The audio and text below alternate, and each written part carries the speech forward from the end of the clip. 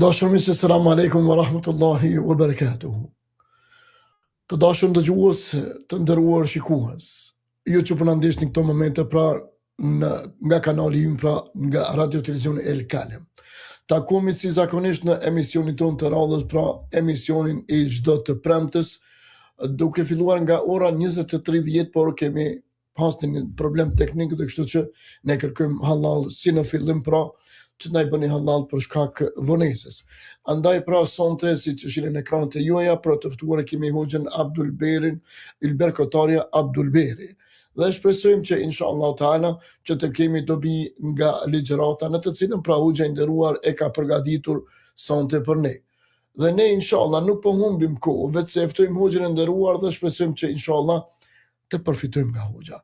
Hoxh, selam aleikum wa rahmatullahi wa barakatuhu. Mirë se erdhët. Walaikum salam wa rahmatullahi wa barakatuhu, dhe mirë se ju gjetëm. O gjë, shpresoj që t'jeni mirë mas pari. Alhamdulillah, gjithashtu dhe unë shpresoj. Alhamdulillah. Alhamdulillah, falenderojmë Allahu subhanahu wa taala për gjitha nimetet e tij që na ka dhënë deri tash. Alhamdulillah. Të dashur miq, ne inshallah taala do t'ju tregojmë për temën të cilën Hoxha i nderuar ke përgatitur për sonte. Mirë po, për sonte inshallah taala do të trajtojmë një temë që ka interes të madh, por gjithsesi edhe diskutime, do thot me shekuj me radhë. Dhe tema për sonte është shenjat e vogla të kiametit. Siç e dim, në traditën islame këto shenja përmenden në burime fetare, si ngjarje dhe dukuri që paraprin ditën e gjykimit. Dhe kështu që inshallah taala gjatë këtij emisioni do të ndalmi të kuptojmë domethënien e këtyre shenjave dhe të shqyrtojmë me Hoxhën e nderuar, i cili do të na shpjegon se nga rrjedhin këto shenja dhe çfarë kanë thënë dietarët për ta. Dhe hadithet e pejgamberit sallallahu alajhi wasallam, por edhe tekstet kuranore.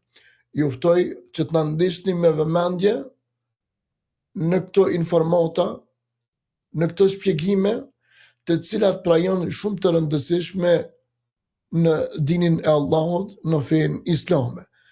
Dhe mesazhet inshallah që sonte do t'i ndëgjoni nga Hoxha i nderuar, i përcjellni tek të tjerët, dhe kështu që të përfitojmë së bashku. Emisionin ton mund ta ndiqni në platforma të ndryshme, në IPTV, në kanalin e YouTube-s, në fanpage-in e Facebook-ut, por gjithsesi edhe në TikTok dhe në radio. Hoxh, kur bëhet fjalë për shenjat e vogla të kiametit, atëherë na tregon se çfarë nuk kupton termi shenjat e vogla të kiametit në islam. Urdhra. Bismillahirrahmanirrahim, wassalatu wassalamu ala rasulillah wa ala alihi wa sahbihi ejma'in. Sonte inshallah do trajtojmë disa nga shenjat e vogla të kiametit, edhe pse po të kthehesh dhe shohësh në librat e ulemave, dietarëve të hershëm dhe të mëvonshëm, do shohësh që kanë bërë libra duke përmend shenjat e vogla të kiametit, duke u bazuar në hadithet profetike të sakta, të cilat kanë ardhur në transmetim deri tek ne. Dhe shenja kiameti, domethënë kiameti, ne kuptojmë që duhet përgatitemi sepse po afrohemi afër fundit, gjë e cila nuk ka kthim mrapa. Falenderojmë Allahun e lartësuar, i cili na ka udhëzuar në këtë fe, sepse udhëzimi në fe është një mirësi e madhe dhe është dhurata më e madhe që i është dhënë njeriu. Por se ne duhet të jemi vigjilent dhe duhet të kemi kujdes dhe duhet shohim dhe duhet përgatitemi dhe duhet hulmutojmë rreth shenjave të kiametit. Shenjat e kiametit dietarët i kanë ndarë në 3 kategori: shenjat të vogla, të cilët janë përsërit her pas here. Po janë përsërit her pas here, ko pas kohe. Shenjat të vogla të cilët kanë ndodhur vetëm një herë, dhe janë shenjat e mesme të cilët lidhin shenjat e vogla me shenjat e mëdha, dhe pastaj vijnë 10 shenjat e mëdha. Shenjat e vogla nuk është se kanë ndonjë numër të caktuar, sepse siç përmena ka dietar që kanë përmend më shumë se sa 1000 shenja të vogla të kiametit. Por se sa më afër shenjave të mesme të afrohemi, atëherë shenjat e vogla shtohen, janë të shumta dhe janë të befasishme. Që domethënë njeriu do çuditet. Do ketë aq shumë vështirësi, aq shumë sprova, saqë Muhamedi alayhi salatu wasalam ka thënë, do dëshiroj robi i cili ku të kaloj afër një varri të thosë sikur unë të isha domethënë në vend këtij që ka vdek. Imagjino, domethënë nga sprovat, vështirësitë që kalon robi, do dëshiroje që të kishte vdekur. Subhanallah.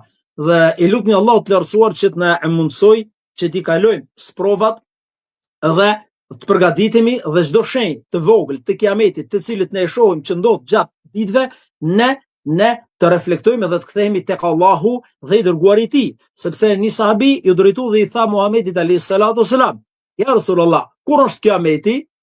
I dërguari i Allahut i tha, çka ke përgatitur për to? Sepse më të vërtetë ti po pyet kur është kiameti. Po çfarë ti ke përgatitur? Çka tha? Tha, nuk është se kum përgatitur shumë nga veprat, por se unë dua Allahun dhe të dërguarin e tij. Subhanallah. I tha, robi do të jetë me ato që e don. Kështu që ne, nëse e duam Allahun, atëherë do ta pasojmë, do ta ndigjojmë, do t'i bindemi. Nëse e duam të dërguarin e Allahut, atëherë ne dëgjojmë çdo fjalë, çdo këshill dhe çdo urdhër që ai na ka thonë. Unë kam mbledhur disa nga hadithet, edhe pse siç thash hadithet dhe argumentet janë të shumta, është hadithi ku profeti alayhi salatu sallam, apo siç quhet hadithi i Xhibrilit, që në fund të hadithit është përmend kur i ka thënë të dërguarit Allahut, pasi ka pyet ç'është Islami, ç'është imani, ç'është ihsani, i ka thënë kur është kiameti? Kur është kiameti?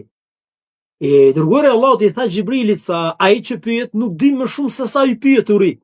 Dhe sahabët, shokët e vet që ishin aty u habitën. Than, kush qen ka ky që qen ka më ditur se sa ai dërguari Allahut? Dhe çka tha? I tha Xhibrili, tha, më trego shenjat, si i tha, më trego kur është kiameti. I dërguari Allahut tha, nuk di më shumë i pyeturi se sa ai që pyet. Po tha, më thuaj shenjat. Shenjat, do të thonë që i paraprin kiametit. Tha, kur robëresha do të linde zotëriun e tij dhe çoban të komzbathur do vinë nga malet, fukaret të varfër, edhe do bëjnë gara në përfusha në ndërtimin e ndërtesave të larta, atëherë pritet kiameti. Një ndër shenjat e kiametit kush shen ka? Dietarët e kanë shpjeguar, domethënë që do të thotë robëresha, do është për qëllim nëna, domethënë, nëna në këtë rast thotë ke strajtohet. Nuk respektohet siç duhet dhe sillet si me qenë, si me pas robresh, domethënë nënën e tij. Kurse tek çoban të komzbathur nuk kam nevojë që t'i bëj shpjegim, i kanë bën shpjegim dietarët dhe nuk ka nevojë që ne të hulmutojmë shumë sepse po i shohim sot se çka bëhet. I shef ti fshatar që nuk di me lidh di fjalë, që vinë, kanë ardhur nga shtetet e tjera në vendet fushore dhe po bëjnë gara në dunja, për çështjet e dunjas. Subhanallah. Dhe kjo është realisht më së saktë dhe kjo është diçka që ne po e përjetojmë çdo ditë. Nuk po flas vetëm në vendin tonë. Po të kthesh dhe të shohsh në vendet arabe, kupton, do çuditesh. Shef njëri që ka prona të mëdha, ka pasuri të mëdha, ndërtesa të larta, dhe ku ta shohsh para kësaj, ai ka qenë normalisht çoban, po i ka dal pasuri, ka dal nafta atje ku ka net ai dhe ja ka bërë Allahu edhe ka vazhduar në çështjen e dunjas. Hadithi Imam Buhariut, profeti alayhi salatu sallam ka thonë, lëndja domethënë e punëve atyre që nuk janë të denj. Kur punët u lihen atyre që nuk janë të denj për ta, nuk janë të aftë, nuk meritojnë që të jenë në ato punë që janë, atëherë pritet se do të vi kiameti. Të ti do shohësh sot që vërtet kjo është realitet.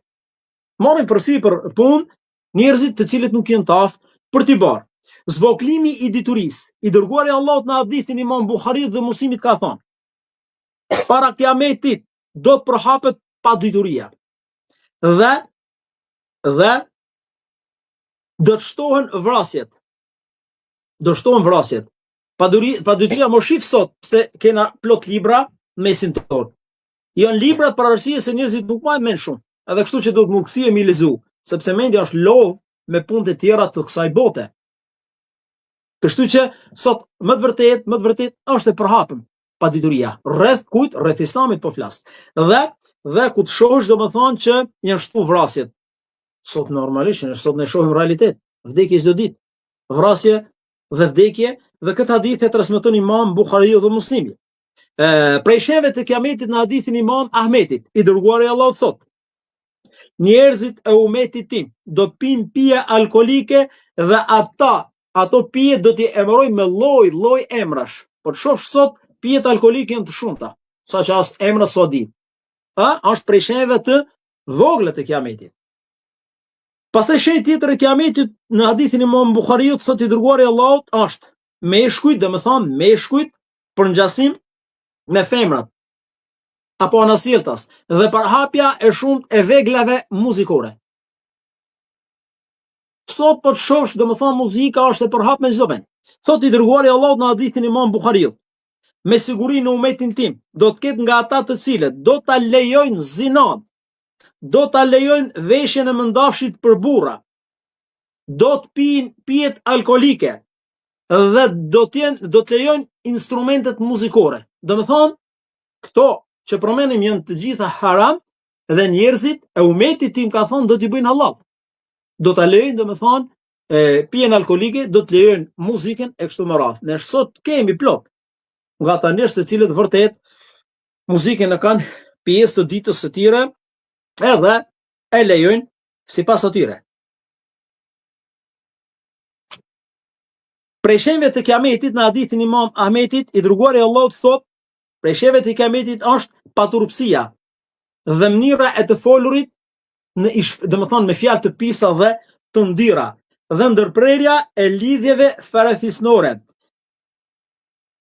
Besimi ndaj atij që është gënjeshtar dhe mohimi ndaj atij i cili është i sinqert dhe është i drejtë. Dhe normalisht sot të gjitha që përmenden në këtë hadith janë realisht të vërteta. Besohet një person i cili është më i aftë në folur apo është person i cili është më manipulor, që i manipulon njerëzit, ka aftësi që t'i manipulojë, qoftë me të folur, qoftë me shoqëni, qoftë me dallavere, qoftë edhe me pare. Edhe nuk besohet ai i cili është i sinqert. Ky hadith është tek Imam Ahmeti. Mashtrime të shumta në hadithin që ka saksu Shekh Albani, ka thënë i dërguari i Allahut: do ketë se nga njerëzit prej shenjave të kiametit është që do ketë nga njerëzit që do kalojnë afër xhamiave, në skaj xhamiave dhe nuk do falen. Sot jo që po kalojnë afër xhamiave, po kanë xhamin lagje, e kanë xhamin afër shtëpiave të tyre dhe i shohim që ata nuk prezantojnë dhe nuk falen. Nuk ka bën faki dhe nuk mundet. Një person i cili thotë jam musliman. Jo, bile jam besimtar musliman, që ke xhamin afër edhe mos falë namazin. Që nuk ka bën, domethënë nuk ka qenë e dëgjuar më para. Po kjo prej shenjave të kiametit që sot tjetri thotë jam musliman, jam besimtar musliman, edhe shumë i fortë bile, por nuk fal namaz. Subhanallah. Edhe kjo është prej shenjave të kiametit. Do ketë domethënë shkurtimi i kohës. Do ketë shumë tërmete. Çrregullime në tokë. Përhapja e së keqes. Në hadithin Imam Buhariu i dërguari i Allahut ka thënë: nuk do të vinë kiameti derisa nuk do të tërheqet dituria, do të përhapet padituria, do kese çrregullime në tokë, do kese tërmete të shumta dhe do shtohen vrasjet. Të gjitha këto shenja që po përmendim janë prej shenjave të vogla dhe janë shenja të cilët ne realisht sot do po i përjetojmë. Bashkimi i popujve kundër muslimanëve. I dërguari i Allahut ka thënë, me të vërtetë, prej shenjave të kiametit është sepse do bashkohen gjithë popujt kundër kujt? Kundër muslimanëve. Edhe kjo është një realitet që nuk ka dyshim në ta. Thotë i dërguari i Allahut në hadithin e Tabaraniut, një prej shenjave të kiametit është kërkimi i diturisë nga njerëzit e papjekur.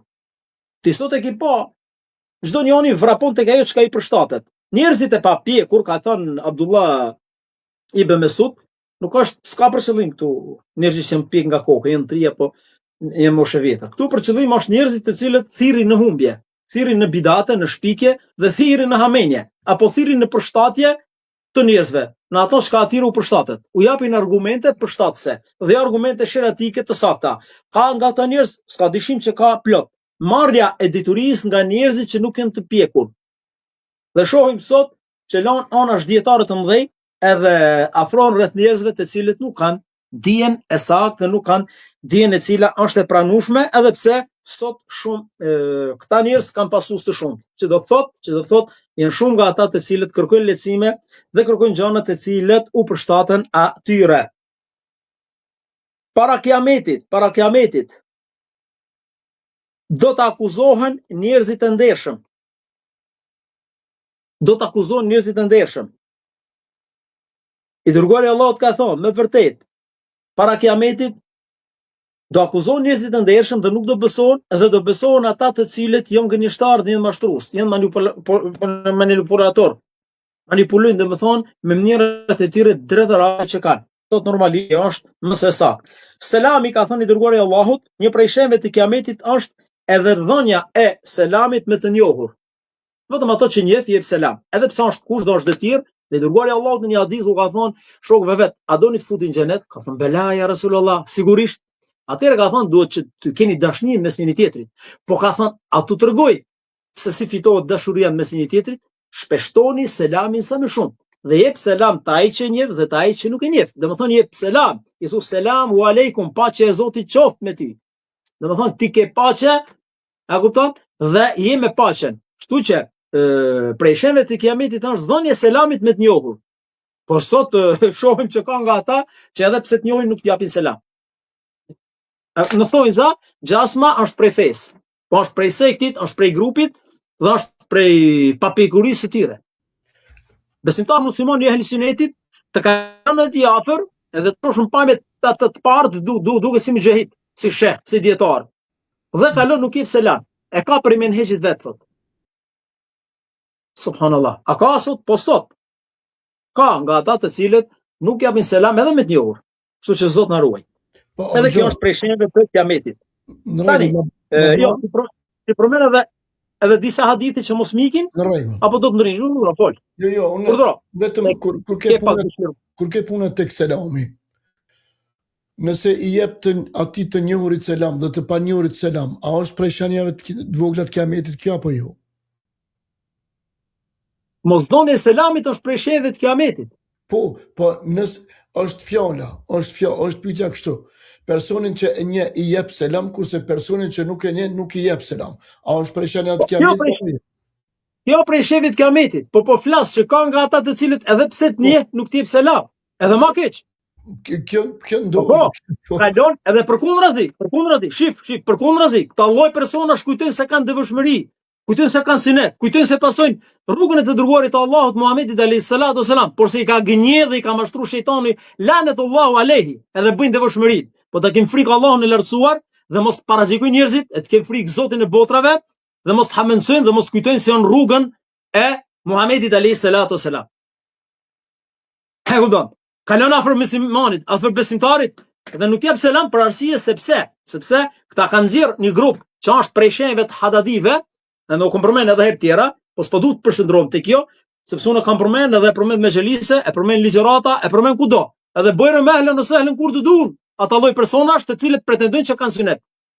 Sepse unë po u them se kanë thënë dietarët, i gje dietarët që të Sheh Uthemini, Sheh Albani, sot dietar bashkëkohor Sheh Fozani, edhe të tjerë, që thot këta persona të cilët kryen këtë lloj vepre nuk japin selam te ehli suneti, janë prej atyre që kanë shenja hadadish. Me që se Zoti ju zot edhe i drejtoft, sepse normalisht ato që Allahu i lartësuar e uzon nuk ka kush që të humbe.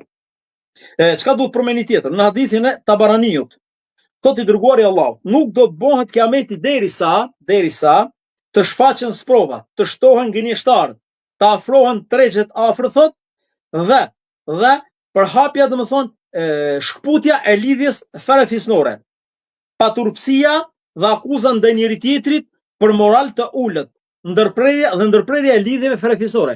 Këtë hadith është tek Imam Tabaraniu dhe Imam Ahmeti, që do thot akuza e njëri tjetrit për të pamoralshëm. Që të akuzosh dikonin që i pamoralshëm, duhet kesh argumente sheriatike, duhet kesh baza, sepse nuk pranohet dëshmia për pa pasti 4 dëshmitar. Por se sot ai titri ta akuzon, domethënë pa të keq fare. Zot na ruaj. Dhe kjo prej sheve të kiametit. Lëshimi i gjuhës, gënjeshtra, mallkimet ndaj njëri tjetrit janë prej sheve të vogla të kiametit. Shenja tjetër, thotë i dërguari i Allahut, do të vini kohë ku njerëzit nuk do të interesohen dhe të shohin se nafakën të cilët ata e fitojnë, punën, domethënë që ata bëjnë, është më halal apo është më haram.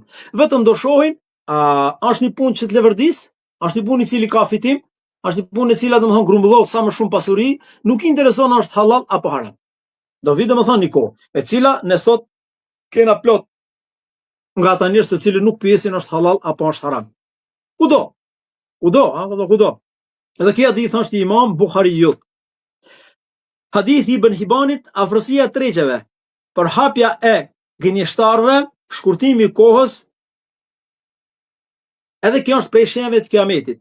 Do thush tregjet. Po, dikur ka qenë tregu edhe shkruajnë treg, kurse sot janë shumë tregjet, ka shumë tregje. Edhe po të futesh në tregje, në disa raste mund të shohësh domosdoshmë që ka harame, ka mashtrime, ka gënjeshtra, e kështu me radhë. Nuk po flas për gjithë, sepse ata të cilët sjellën drejt edhe mirë, Allahu i lartësuar u ka dhënë bereqet dhe i ka begatuar të mira në këtë botë dhe inshallah shpërblimin e xhenetit në botën tjetër. Përhapja e kooperacisë. Kooperacia, domethënë, do përhapet tek njerëzit, tek muslimanët.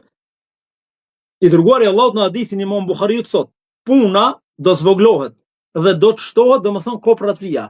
Njerëzit do ta këshillojnë një tjetrin për kooperaci.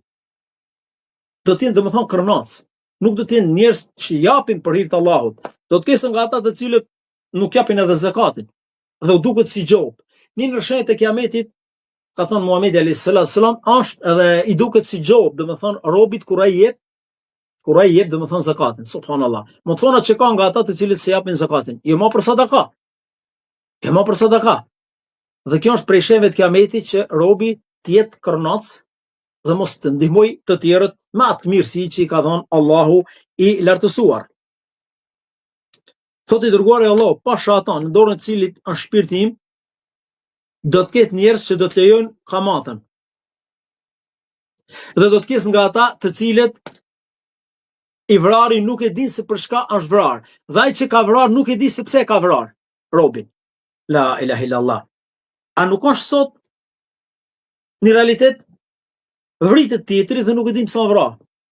Që domethënë të vras një rob, marr jetën e dikujt që është prej mëkateve të mëdha, unë do ta dish, do të kse bëni mëkat të madh.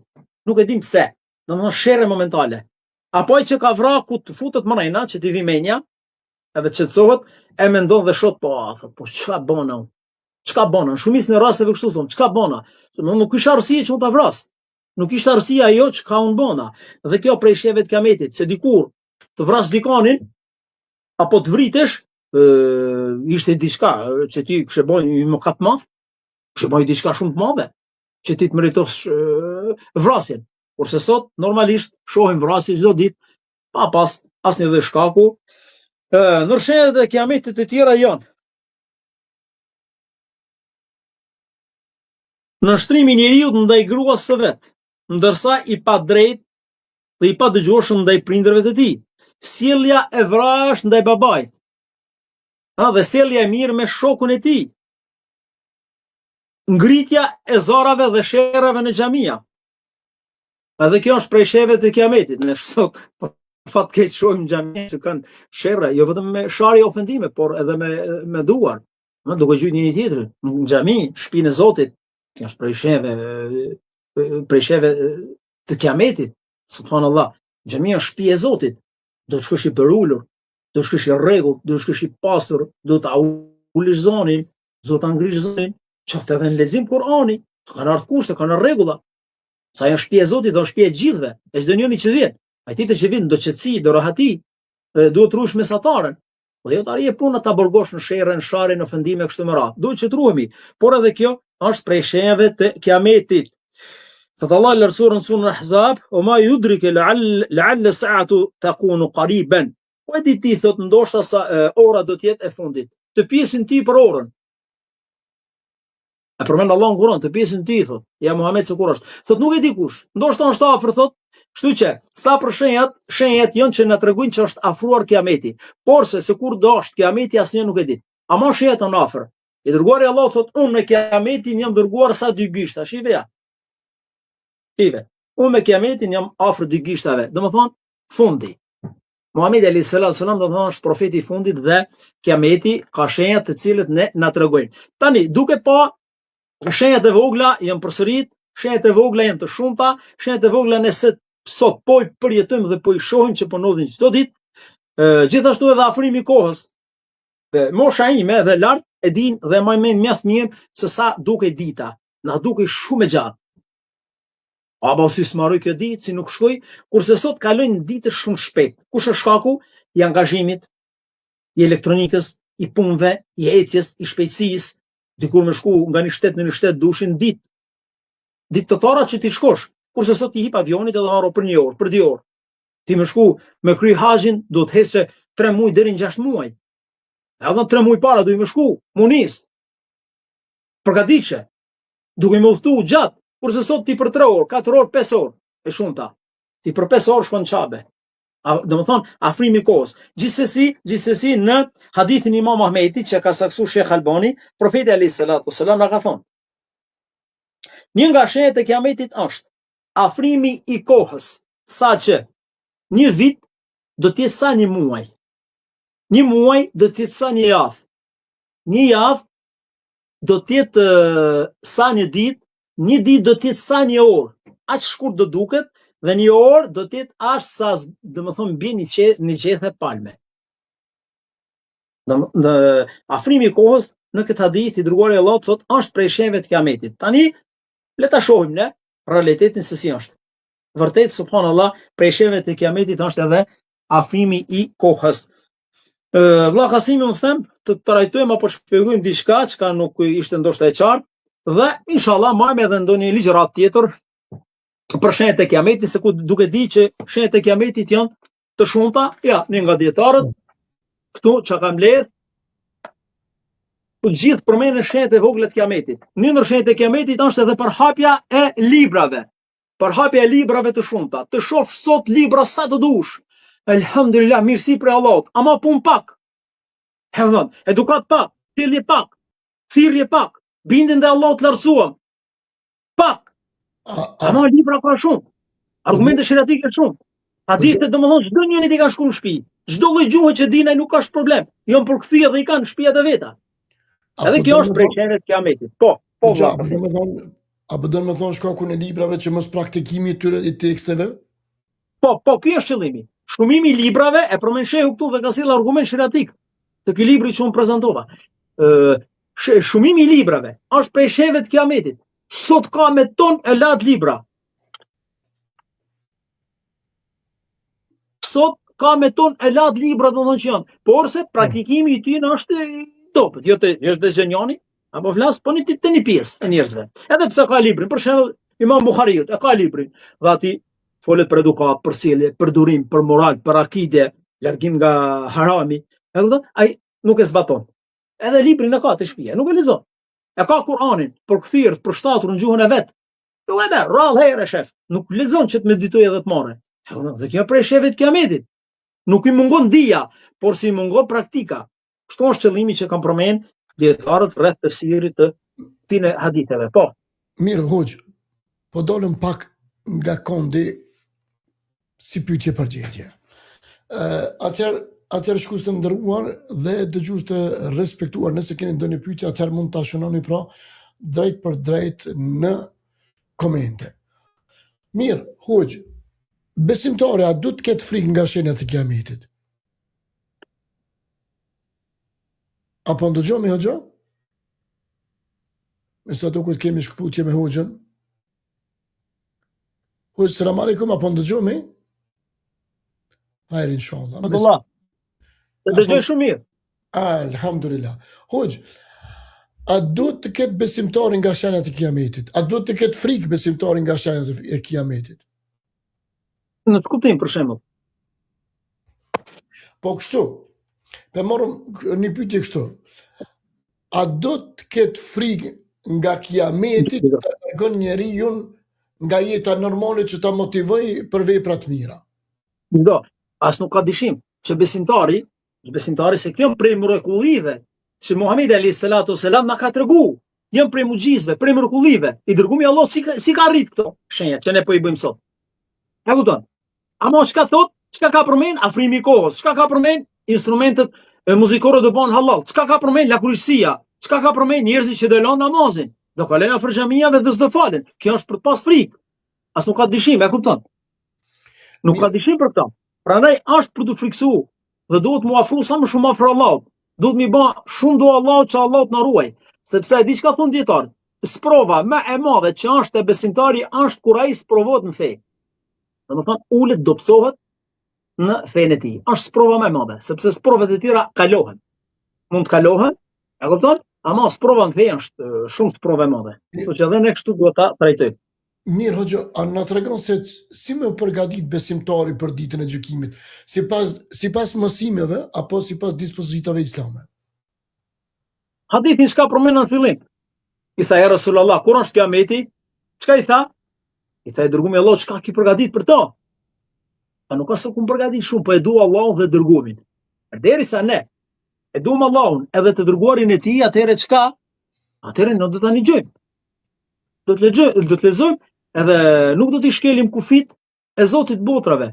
Do ta ngjojmë profetin alayhis salatu selam për çka i na ka urdhëruar. Edhe pse i pshion, ne psion, apo ambienti jon që na rrethon është pak i vështirë, ne themi jo, stop. Këtu nuk do kalojmë. Këta nuk do të veprojmë. Këtë pikë do ta bëjmë. Për arsye se ka ndaloj dërgumi i Zotit. Pse e duhet dërgumin e Allahut. Kjo është dashuria. Nuk është dashuria ndaj dërguarit të Allahut vetëm flasësh me fjalë. E kupton? E të bësh një mexhelis aty, e të çesh salavate, e të shprehësh dashni me fjalë. E këtu në krahun tjetër ti e kundërshton komplet. Jo. Po. Në rregull. Atëherë kështu si më reagua një musliman kur e shën ndonjë shenjë të kiametit që lidhen me periudhën tonë? Është e qartë, hoqë. Kur shef dikoni, domethënë që duhet ta këshilloj.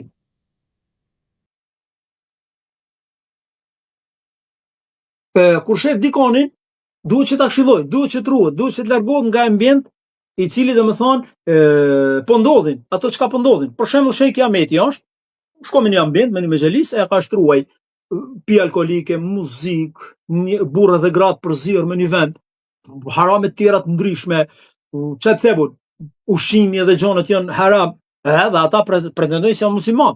Edhe musliman edhe besimtar shumë. Atëherë çka do bësh ti këtu? Çka do bësh? Do largohesh nga ai vend. Do largohesh. Kjo mënyra më e madhe ose mënyra më e mirë që ti mund të veprosh. Largohesh. Nëse ke mundësi të këshillojsh, siç ka thënë dërgumi i Allahut. Imani më i lartë është ti ta largosh të keqen me dorë. S'mundesh. Nuk mund të kesh mundësi. Atëherë me çka? Me gjuhën tënde. S'mundesh ndoshta. Ama imani më i dobët është me zemër. Dhe urrejtja me zemër e diçka thon dietar, sepse disa e di çka thon. Kujtojnë se unë e urrej me zemër këtë mëkat, ama e shef duke qenë me xhelisin e tine. Nuk është jo. Thot Sheh Bin Bazi, prej dietarëve bashkëkohor, urrejtja me zemër e dikush është kur shef që po bëhet një mëkat me një xhelis, ti largo edhe ik. Ti largo edhe ik. Çosh nga me xhelisa dhe ikën. Për shembull, ti mund të jesh me një qytet ku aty kundërshtohet Allahu. Përfundimisht, domethënë, është i etiketuar si vend ku aty kundërshtohet Zoti dhe gjithë janë ateistë apo komunistë ku dëgjon. Dhe ti ke mundësi të largosh, duhet të largosh. Vash detyrë që ti të largosh, edhe të bësh hijret. Le emër dunjon, për shkak të dunjos do humbësh ahiretin. Sa kanë riskun në dorë, as filoni as elani. Risku jetën është tek Allahu. Ti s'mundesh domethënë, ti kish në atë botë pa hangër riskun tënd. Dhe këtu më kujtohet ajo historia e atij robit i cili kishte rënë pus. Kishte rënë pus, edhe mbledhëm fshatar gjithë aty me shpëtu, sa e nxjerrin prej pusi, ulet afër pusit, japin një gotë ujë, i kishte qenë ti u mor frima aty i shkretit. Ne, e shema paniku aty në pus. Edhe po tregonte këtine, këto fshatar ti thanë si urzove tha. Po ja tha tu si e afër pusit tha. Edhe po tregonte rastin ai. Duku lviz, kështu thot urzova, edhe kur urzura prap. Tu tregu këtine si jam urzura, prap edhe vdiq. Allahu Akbar, than ata shive. Domethënë ky rob nuk I ka parë dita sepse ka pas borxh me pi edhe një gotë ujë. Doli ka puze pikut në ujë edhe iku.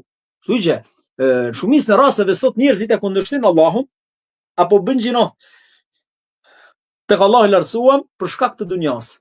Andaj duhet kena kujdes. Hoxha, për marrëm inshallah një 2-3 pyetje të cilat na kanë arritur vetëm në rubrikë, kështu që edhe inshallah edhe një 10 minuta edhe kështu që do t'japim pra dhe fund e emisionit. Marrim pyetjen e parë, thot selam aleikum, thot për redaksinë, Allah ju shpërbleft dhe gjithashtu dhe hoxhën e nderuar. Thot hoxh, a na tregon se cilat janë disa prej shenjave më të njohura që përmenden në hadithet autentike? Shenjat më të njohura ajo çka përmenda unë, domethënë tek afrimi I kohës, që ne sot po jetojmë. Përhapja e lakurisisë, përhapja e moralitetit, përhapja e kamatës. E di çfarë thot kamat? E di çfarë mokati është kamata. Nuk po lidhet me shirkun, a? Se shirku normalisht ai që bën ortak Allahut, normalisht ai që s'fut të besimit dhe s'është besimtar.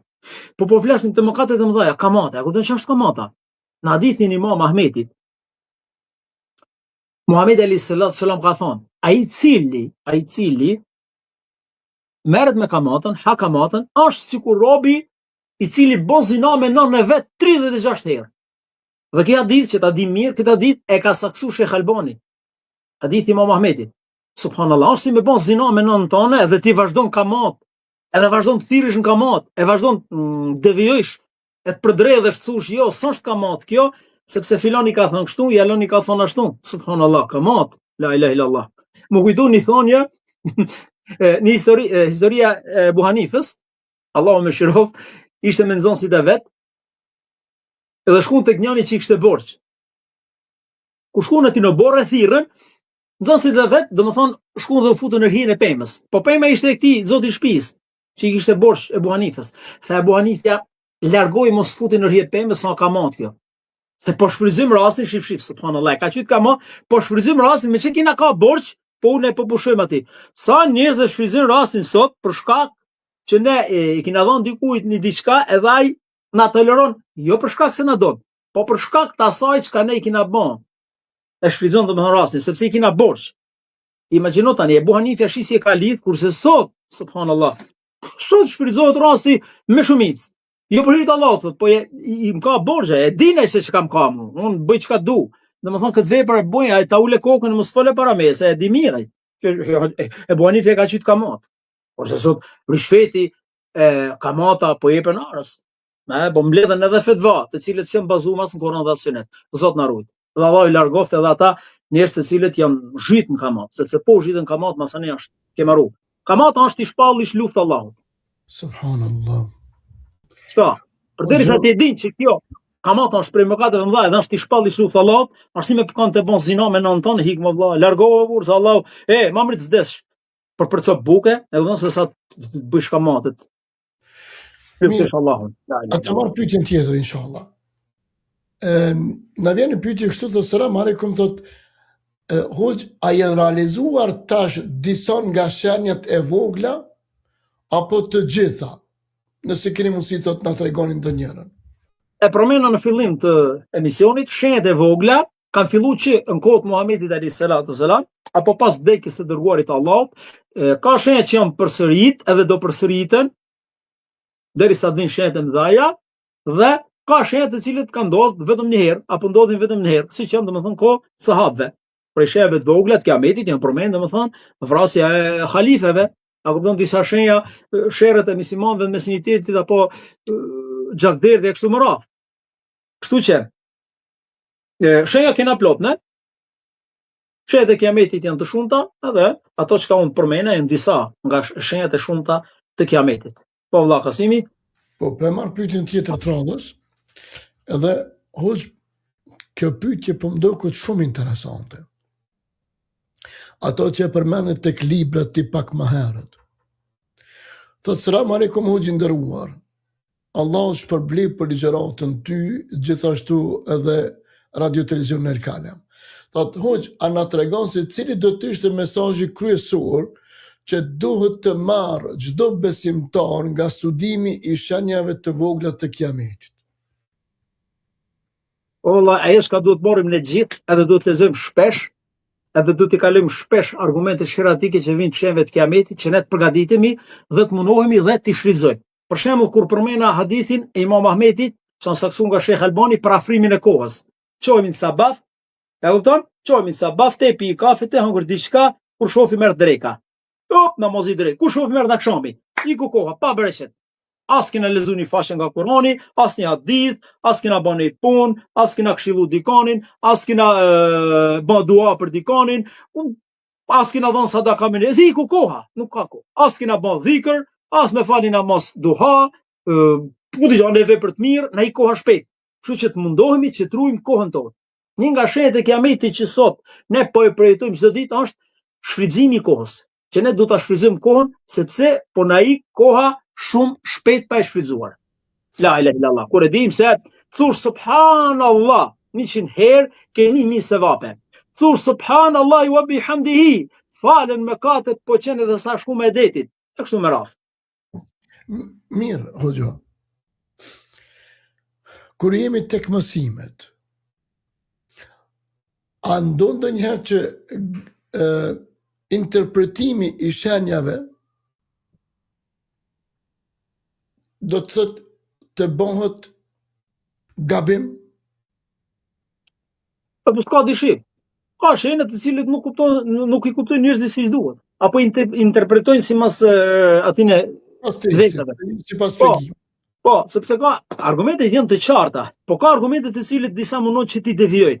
Si mas e pshit vet. Ai mos ke mos mundon se nuk e hedh dot Allahut.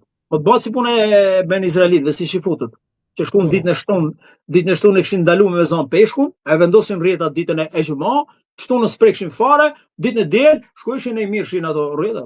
Çat, vallon, ti do më mashtru veten tonë, ose s'mundesh. Kështu që duhet me kërku, ku të vi argumenti të pjesësh dhe të thush, duhet që ta kuptoj siç duhet. Do pjesë filon hoq, do shoh se çka kanë thonë dietarët, si ka kuptuar dietarët realisht. Për shembull, ikja e kohës, shpejt. Çka kuptojmë ne? Thjesht me thon hajt iku koha. Shenjë Kiameti. Jo. Tu është për qëllim që do na ikë koha, domethënë pa bën vepra të mira, apo i koha shpejt saqë ne duhet mundohemi të bëjmë vepra shumë, sepse na i koha shumë shpejt. Mirë, hoxha, çfarë të bëjmë që mos na ik koha? Sepse shumica e disa vllaznive thonë koha më është ngushtuar shumë. Atëherë na këshillos çfarë të bëjmë me kohën? Si ta bereqeti s'ka bereqet në kohë, për arsye sepse largohesh larg disa gjanave vullnetare që ta afrojnë tek Allahu. Për shembull Kur'ani. Kur'ani është ajo që ta afron me Allahun dhe ti jep bereqet në kohën tënde. Sa herë ti ulum ngjo. Kur ka përmend Ibn Qayyim subhanallahu. Kur ka komentuar ajetin kuranor që që Kurani është lënë pas dore, thot shife subhanallahu, që ti ish për atine që si ke lënë pas dore, të paktën një ajet kuranor apo diçka nga Kurani ta lexosh çdo ditë. Paktën. Edhe ne ta shohim, a kemi lexuar apo jo. Ktu nuk ka koha bereqet nëse ne nuk lexojmë Kur'an, nuk bëjmë dhikr, subhanallahu, la ilaha illallah, ta mushim kohën me bereqet sa më shumë. Ama dhikri, thon dietarët, është dhikri për trupin është si lavazhi. A ke ku lavazhohesh? Në çdo makinën lavazhe, pastro trupin, e rrobat e gjonat, edhe kjo dhikri domethënë është lavazh për trupin, për trunin, për zemrën, edhe për mëkatet, edhe për gjinafet. Edhe Allah lërsum ti jep bereqet në kohën tënde. Ja ta provoj çdo njëri nga ne të bëj sa më shumë dhikr. Që dhikri është diçka më lehtë. Dhikri, la hawla la quwwata illa billah, subhanallah, la ilaha illallah, Muhammed rasulullah, astaghfirullah. I dërgumi Allahut vetë thot, unë kërkoj falje Allahut dhe pendohem tek Zoti më shumë se 100 herë në ditë. Ne sa herë pendohemi, i dërgumi Allahut që ishin fal gjinafet. Imagjino ne. Subhanallah, shumë thjesht, shumë kollajt, shumë e lehtë. Prandaj ne do të bëjmë sa më shumë dhikr. Dhe kështu inshallah edhe koha jon do të jetë e bereqeshme. Amin. Mirë, hoxha, mirë po takimet e shpeshta nëpërmjet rrjeteve sociale. A është edhe kjo ndikimi i kohës të cilët nuk po e shfrytëzojmë atë sa duhet do të thotë në leximin e Kur'anit? Po takimi për shembull varet, person i cili tani një person i cili është me qoftë edhe për dinin e Allahut Teala që të flasin. Një person I cili tani është me xhelisin ton, apo me xhelisin e një hoxhi tjetër, apo me xhelisin e një ligjëruesi tjetër, kjo bereshet, kjo hajër, kjo mirësi, kjo përfitim, kjo është shfrytëzimi I mirësive të Allahut të lartësuar. Kurse Me një kod person I cili caktuar tjetër apo me kod pa caktuar. Kurse personi I cili ti vetëm shfleton në rrjetet sociale, çati dale para atë e mush kokën, çati pëlqeje, çati duhet vetëm hum kohën, çesh kënej, fol me njërin, shaj tjetrin, ofendon njërin, e udhën, bë haram me këne, bë haram anej, dhe harami më I vogël që mund të kesh ai, prej këtij po flas humbja kohës. Atë pa gjona që nuk janë ndoshta haram, pas halal jo, ama I hum koha. Va nuk kanë me xheliset e dijes. Çka do më të humbë koha, subhanallahu. Humbja kohës, se kena folën edhe për kohën. Ja ka përmend Allahu, ka përmend dietarët, ja kanë komentuar humbja kohës, është një diçka shumë e madhe, që ti humbë kohën njeriu besimtar. Po. Në rregull Hoxha, për na trego kështu, edhe një herë. Me kohë caktuar apo jashtë kohës caktuar? Në shkuptim për shembull, shiko. Njeriu do ta shohë kur ka më të lehtë për veten e vet, për të kryer ibadetet. Po flas ibadete vullnetare. Po flas unë për farzet, se farzet namazin në kohën e vet. E udhon, dhikri në kohën e vet, dhikri që është I caktuar I kohës vet. Kurse gjëra të tjera vullnetare, leximi I Kur'anit shumë, dhikri, subhanallahu, lidhje ferefisnore, duaja, mundo që ta shfrytëzosh kohën, bëni program. Bëni program. Mirë, sa kohë me net në bisedë apo në ato diskutime? Sa kohë me net? A me net 3-4 orë? 3-4 orë, ku mërë 3-4 orë, shimur. Këto është qëllimi I pyetjes sime. Kja humbje kohë. 3-4 orë që do të bësh 3-4 orë. Edhe qoftë për dinin e Allahut nëse flet apo. Jo, për dinin e Allahut nuk është humbje kohë, ti flosh sa dush, po 3 orë besoj, se ka nga ata që cilët 3 orë do marrin ligjërate, do ngjë ligjërate, do mësime dikur, unë po flas personalisht, dikur mësime ti maja para 20 vitesh. E vendosja libri I akides, I moralit, I hadithit, histori, një orë. Edhe gëzonsi xhamati, vëllezit ishin përqendruar. Elhamdulillah, një orë gjys. Zgjatën e pak hoq. U vim sop, si të bësh 20 minuta për pushën në lëvizjen. Tak, telefonit, pap, mesi, vazhdojmë me ndrojmë vendin. Shohën që janë bezdisat, nuk po bajnë më. Edhe pse? Arsiet inshallah do I përmendim se tani. Amin inshallah. Arsia është normalisht largimi nga libri I Allahut, nga mexheliset, nga namazi me xhamat, nga këshilla, nga urdhri për të mirë, ndalim nga e keqja, dashuria për hir të Allahut, urrejtja për hir të Allahut, gjë e cila sot është shumë e mangët te besimtarët. Është shumë e mangët dashuria dhe urrejtja për hir të Zotit. Nuk po din se çka me dash, ku me dash, si me dash për hir të Allahut. Nuk po din ku më urrejt, si më urrejt dhe ka më urrejt për hir të Allahut. I kanë janë ngatruar telat. Edhe normalisht që duhet me fol më shpesh, edhe ligjëruesit dave gjithë për çështjen e dashurisë dhe urrejtjes për hir të Allahut vëlla Kasimi. Neve nuk unë kërkoj të ma bëni halal për pyetjet e juaja, për shkak që koha nuk po na premton më shumë, por shpresojmë që inshallah edhe herën tjetër inshallah do t'i marrim pyetjet e juaja. Kështu që Hoxh, për fund inshallah, çfarë do t'ju thojshi publikut një këshill të vetme, do të thotë lidhje me këtë temë? Cila do të ishte ajo këshill? Ka thonë ulemat duke bazuar në hadithe të sakta. I lumtur është ai person I cili është larguar nga fitnet. Edhe sa për fitnet me sa kujtoj dhe mbaj mend, kemi marrë 2 ligjërata. Çdo thot fitne, kush janë fitnet, si janë trajtuar fitnet në Kur'an, edhe në Sunet dhe dietarët. I lumtur është ai person I cili është larguar nga fitnet, sidomos sot që fitit janë të shumta të përhapme, në çdo vend, në çdo shtëpi, e kupton? Në çdo mexhelis. Prandaj I them vetes, edhe vllaznive, edhe gjithëve ata të cilët më vërtet duan që të bëjnë për hir të Allahut, të urrejnë për hir të Allahut, duan për hir të Allahut, shoqërojnë për hir të Allahut, që të largohen nga fitnet, të ruajnë vetet e veta dhe mos folin vetëm ato çka ata e dinë që është e sigurt për të folë. Dhe duhet me fol dhe mos ta ngatrojnë veten, domethënë me gjëra të cilët nuk janë përgjegjës për ta. Kjo është ajo çka këshilloj më shumë. Mos mu përzi domethënë, mos më fol aty ku s'takon. Ku sa çështja jote dhe nuk kërkohet llogari. Secili të marrë vendin e vet, dhe nëse ne do marrim vendin ton, inshallah do jemi triumfues. Amen. Hoxh, Allah bazuar në Kur'an dhe në Sunetin e Profetit alayhis salatu wassalam. Inshallah vëlla Kasimi do marrim edhe ligjërat rreth mëkateve të vogla. Atë nëse do kena kohë të shohim çose shohim të arsyeshme edhe mëkatet ato shenjat e mëdha të Kiametit. Inshallah. Po, Inshallah. ndoshta mund të marrim ligjërat ashabul xhene o ashabun nar, kush janë banorët e zjarrit, kush janë banorët e xhenetit, po, duke u bazuar në Kur'an dhe në Sunet. Ne ka treguar Allahu.